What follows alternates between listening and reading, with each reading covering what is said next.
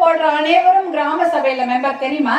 எல்லாரும் அப்ப கிராம சபை மெம்பர். நீங்களாம் கிராம சபையில கூட்டம் போட்டா நீங்களா போய் உட்காரலாம். நீங்களாம் எல்லாரும் ஆதரவா கையெழுத்து போடணும். எதுக்கு? உங்களுடைய ஏரியை பாதுகாக்க வேண்டும் என்பதற்காக நீங்க கையெழுத்து போடணும். ஏன்னா அந்த ஏரி பாதுகாத்தாதான் நமக்கு தண்ணி இல்லையா? விவசாயமா இருக்கட்டும், தண்ணியா இருக்கட்டும், நல்ல தண்ணீர் அதெல்லாம் நமக்கு வேணும்னா நம்ம நீர்நிலைகளை நாம் பாதுகாக்கணும். நம்ம தண்ணி நம்ம வீட்டு பக்கத்துல இருக்கிற நீர்நிலைகளை நாம் பாதுகாக்க வேண்டும். கிராம சபை கூட்டம் இருக்குது.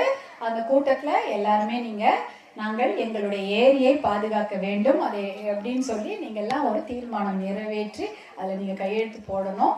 எல்லாருமே அதில் மெம்பர். கிராம சபையில் ஓட்டு போடுற அனைவருமே அதில் உறுப்பினர்கள் தான். எல்லாருக்கும் உரிமை இருக்கிறது. உங்களுடைய நீர்நிலைகளை பாதுகாக்க உங்களுக்கு முழு உரிமை இருக்கிறது. உங்களுடைய மரங்களையும் உங்கள் வனங்களையும் பாதுகாக்க உங்களுக்கு முழு உரிமை இருக்கிறது. அதே போல் இந்த மலைகளை பாதுகாக்க உங்களுக்கு முழு உரிமை இருக்கிறது கூறிக்கொண்டு அவற்றையெல்லாம் பாதுகாத்து நம் வருங்கால குழந்தைங்களுக்கு அதை நாம் நல்லபடியாக விட்டு செல்வோம் என்று கூறிக்கொண்டு மனமார்ந்த நன்றியை நான் தெரிவித்துக் கொண்டு விடைபெறுகிறேன். நன்றி, வணக்கம்.